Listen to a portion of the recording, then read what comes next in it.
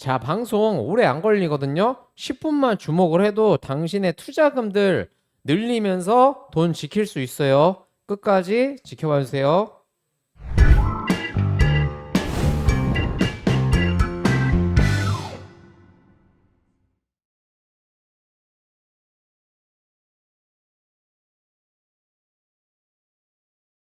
자, 반갑습니다. 유튜브 불타는 계좌 해쟁이고요.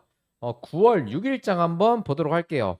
오늘은 코스피랑 그리고 코스닥이 좀 반대되는 양상을 보이고 있어요.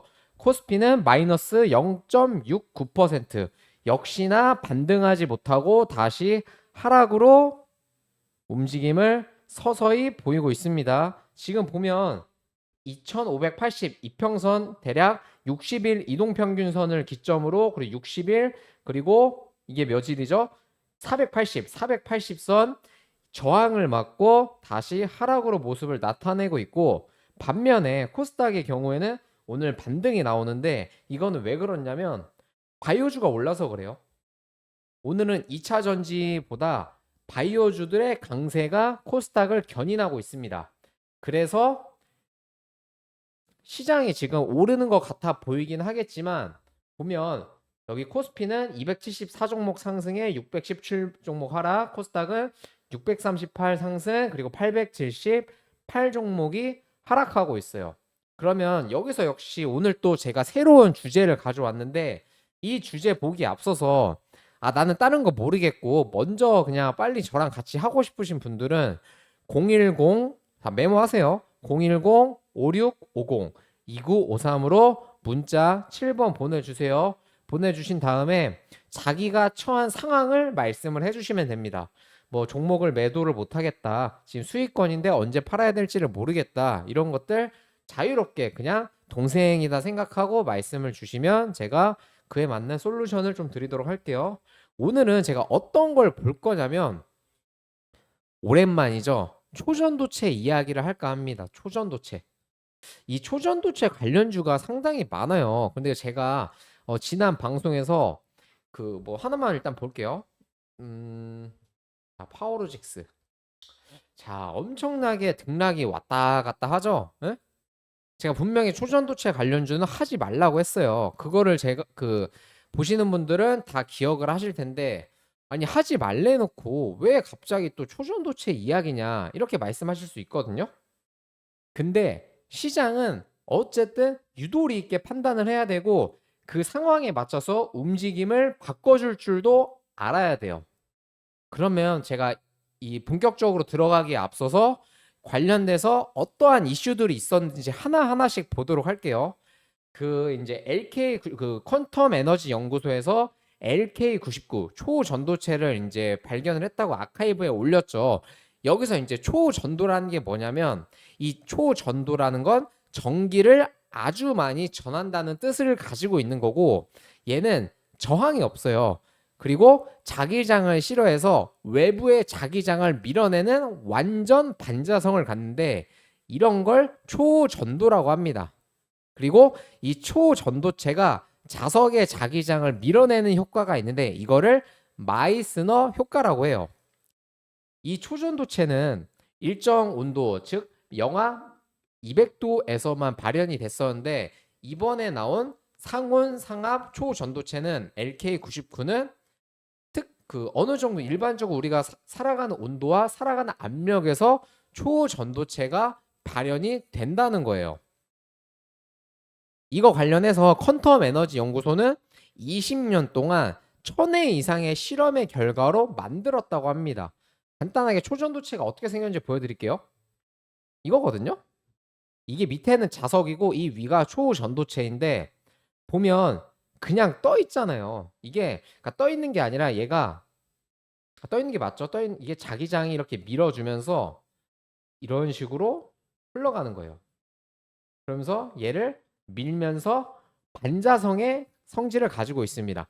근데 이 초전도체가 왜 중요하냐면, 얘는 전기 저항이 없어요. 그래서 만약에 이제 뭐 그 전선 같은 송전 케이블, 이런 것들을 현재 구리로 만들고 있는데, 이 구리 송전 케이블을 초전도체로 만들게 되면, 이 전류가 지나가도 저항이 없기 때문에 열 에너지가 발생을 안 합니다.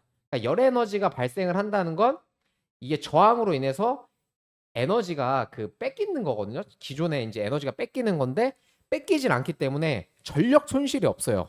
당연히 전력 손실이 없는 만큼 효율도 높아질 거고 그 에너지도 소비가 줄일 수가 있는 거죠. 그러니까 낭비되는 에너지가 없는 겁니다. 말 그대로 정말 혁신적인 물체. 세빛 둥둥섬. 이 초전도체가 성공을 하면 G7이 우리나라가 된다는 얘기도 있거든요. 그만큼 엄청난 파급력이 있는 건데, 이거 관련해서 일단 쉽진 않아요. 쉽지도 않고 최근 워낙 어려운 거기 때문에 당연히 이제 시장에서 반응도 큰 건데, 요즘 어떻게 흘러가는지를 한번 보면 LK99 관련해서 자, 검증이 4개의 이제 기간 재현 실험을 결과했지만 초전도성을 확인하지 못했다. 이게 뭐냐? 이 LK99에 대해서 국내의 연구진들이 이제 재현을 한 실험 결과를 지금 하고 있어요. 지금 실험을 계속 하고 있는데 포스텍, 서울대, 한양대, 부산대 여기서 진행한 결과에서는 LK99의 초전도성을 확인하지는 못했다고 합니다. 아직 남아있긴 하거든요. 근데 일단은 초전도성은 확인하지는 못했다고 해요. 이게 8월 31일 기사입니다. 당연히 주가는 뭐 이게 아니라고 하니까 빠지죠. 좋지 않은 소식이 나오니까 빠지는 건데 이렇게 빠지는 도중 언제냐면 8월 18일일 건데 이거 기사도 한번 볼게요. 8월 17일 기사입니다. 네이처 LK99 초전도체 아니야. 황화구리 불순물의 결과다. 이 네이처라고 하는 곳은 국제 학술지예요. 굉장히 공식력이 있는 국제 학술지인데 이 네이처에서 국내 연구진이 상온상합이라고 이제 주장을 하는 LK99에 대해서 이거는 초전도체가 아니라 그냥 불순물이 섞인 황화구리다. 근데 이 황화구리가 초전도체의 특성을 이제 보이기 때문에 그런 부분으로 착각을 한 거다라고 얘기를 했어요. 그래서 주가가 이런 식으로 무너진 거였었고, 자, 여기서 우리나라에서 진행하고 있는 검증 기간 내용도 보면, 자, 한번 볼게요. 자, 서울대 복합물질 연구진은 LK99와 다소 다른 구조가 나타났다고 밝혔고, 연구진은 해외 연구진의 연구 결과와 비교해 볼 때 불순물인 황화구리가 약 5% 정도가 포함이 된 것 같다라고 얘기를 했습니다. 말 그대로 네이처랑 똑같이 그러니까 불순물이라는 거예요. 실상 이 LK99의 그 제조법을 보면 이게 뭐 굽고 뭐 어떻게 하고 이런 과정들을 이제 해야 되는데 그 과정에서 불순물이 안 섞일 수가 없다고 합니다. 구조 자체가 그러니까 만드는 개발 그 과정 자체가 불순물이 섞일 수밖에 없다고 해요. 그러면 제가 여기서 이걸 또 왜 주목해야 된다고 말씀을 드렸냐면 자, 이번에 또 네이처에서 이런 내용을 했습니다. 초전도체는 혁명적인 변화. 관련주 또 들썩 9월 5일이니까 어제죠. 자, 국제학술지 네이처가 초전도체 관련해서 또 이야기를 했습니다. 뭐라고 얘기를 했냐면 네이처는 기사를 통해 LK99 논란과 별도로 초전도체는 과학 분야에서 혁명적인 변화를 일으킬 것이다. 관련 연구를 강화해야 한다라고 얘기를 했습니다. 이게 어떤 걸 뜻하는 것 같으세요?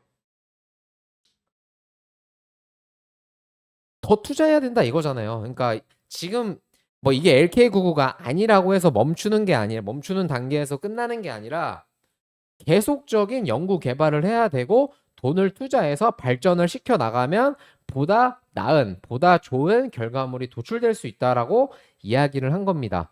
이게 바로 시장에서 좋아하는 희망, 그리고 기대감이 되는 거죠. 제가 이것 때문에 지금 다시 보는 거거든요.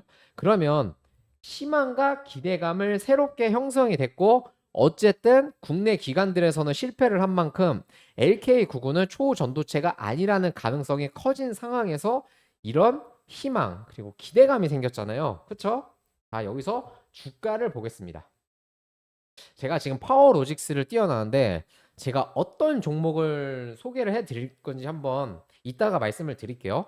자, 파워로직스로 말씀드리면 분명히 올라가는 주가가 잘 오르던 주가가 여기서 이제 네이처가 그거는 불순물이다라고 해서 빠진 다음에 이제 거품이 어느 정도 사라질 때쯤 어제 다시 양봉이 나오면서 기대감을 품어줬죠.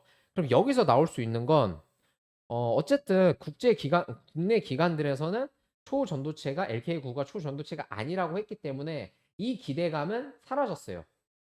그렇죠? 그러니까 앞으로 다른 기관들에서 그거 초전도체 아니야라고 해도 크게 주가가 빠지지는 않을 겁니다. 크게 주가가 빠지지는 않을 건데 여기서 기대할 수 있는 뉴스가 뭐가 있겠죠?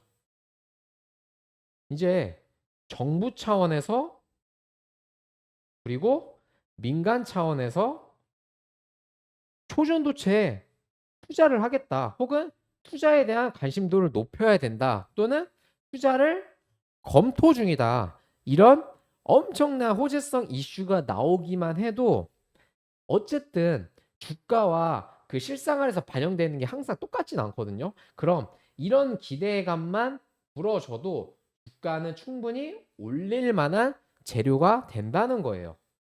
이거를 완벽하게 지금은 알 수는 없거든요. 이런 새로운 재료들이 빵빵빵 터졌을 때 주가를 움직여 줄지 아니면 다시 빼버릴지는 세력의 마음인데 저는 이 재료 그리고 이렇게 큰 재료를 쉽게 버리진 않을 거라고 봅니다.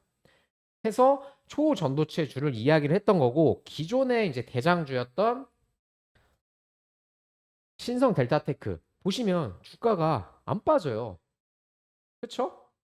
이 신성 델타테크가 왜 이렇게 올랐는지를 한번 먼저 설명을 드리면 이 회사는 그 이제 그 아카이브를 통해서 이제 논문을 공개한 게 퀀텀 에너지 연구소 이제 연구팀인데 이 LNS 벤처 캐피탈이라는 회사가 퀀텀 에너지 연구소의 지분을 9.37%를 들고 있고 신성 델타테크는 이 LMS 벤처 캐피탈의 지분 52.5% 정도를 들고 있거든요. 그러니까 간접적으로 보유를 하고 있는 건데 사실상 뭐 엄청나게 지분이 크다 이건 아니에요. 그거는 아니지만 그런 재료를 기반으로 주가가 올렸고 아직도 빠지지 않고 있어요. 그러면 그 제가 말한 전제라면 초전도체는 다시 오른다라는 거고 그러면 신성 델타테크를 사야 될까요? 저는 아니라고 봅니다. 이게 안 올라서가 아니라 얘가 너무나 잘 갔기 때문에 만약에 초전도체가 오르게 된다면 이 신성 델타테크보다 다른 종목이 더 많이 올라간다는 거예요. 그럼 여기 들어갈 게 뭘까요? 자, 첫 번째는 아까 말한 파워로직스. 하나는 파워로직스예요. 보시면 주가가 어제 9월 5일 14.97% 오르고 오늘 약보합입니다. 그렇죠? 그리고 한 종목이 더 있거든요. 얘는 파워고요. 파워로직스고 한 종목이 더 있는데 이 종목 궁금하신 분들은 010-5650-2954 저한테 문자를 주시면 공개를 할게요. 이 초전도체는 제가 지금은 주목을 하라고 했지만 언제든 상황이 바뀔 수는 있습니다. 만약에 얘가 지금 당장 오를 게 아니라고 그리고 세력들의 힘이 당장은 안 올릴 거라는 스탠스를 보여준다면 매수를 한 사람들은 손절을 하거나 익절을 해야 되고 보유를 하려고 하는 자도 이제 던져야 돼요. 근데 얘를 올리려고 한다. 그런 스탠스를 보여준다면 이거 끝까지 먹어야죠. 안 그래요?